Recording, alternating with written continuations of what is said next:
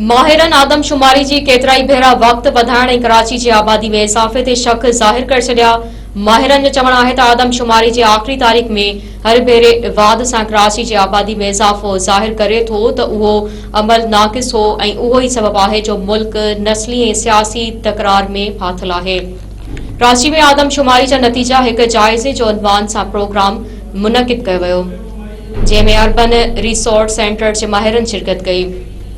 Programme में शरीक थींदड़नि आदमशुमारी दौरान अवाम तरफ़ां ॿुधायल मसइलनि ते रोशनी विधी ऐं मुस्तक़बिल में उन मसइलनि जे हल करण लाइ तजवीज़ूं बि ॾिनियूं। मुक़ररनि में मशहूर तामीराती समाजी मुहक़िक़ इरफान हसन, मुइशत जे माहिर डॉक्टर आसिम बशीर ऐं शहरी मनसूबाबंदी कंदड़ मोहम्मद तौहीद शरीक थिया।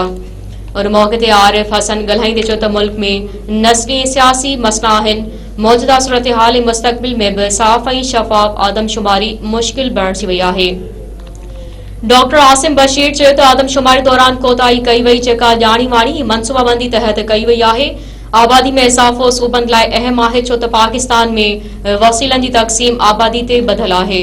पाकिस्तान में आबादी जी बुनियाद ते वसीलनि जी तक़सीम 82% आहे। उहो सबबु आहे जो हर सूबो चाहे थो त इन जी आबादी घणी ॾेखारी वञे।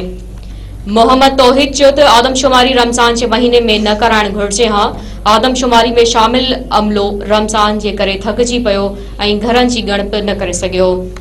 मोहम्मद तौहीद जो वधीक चवणु हो त जेकॾहिं आदमशुमारी जी तारीख़ खे वधीक वधायो वञे त पोइ इम्कान आहे त आबादी जी सही ॻणप ताईं पहुची सघिजे थो, जंहिं ते माण्हू बहस करे रहिया आहिनि।